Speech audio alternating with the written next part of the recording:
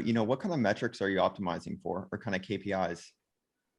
Yeah, it's been a good evolution on that front as well. But pre-COVID, metrics were very much focused on true sort of like GMV, take rate, the typical things that you hear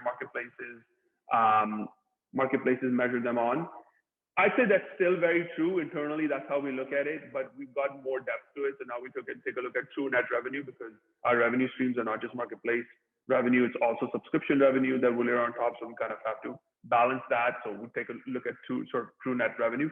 But at the core of it, we're still looking at how, what's the true take rate at a market by market level. When a market starts, maybe take rate is 0, but we're making subscription revenue off the bat, of course, from day one. But like, how quickly can we scale that marketplace to start making sort of, truly marketplace or transactional revenue from that perspective.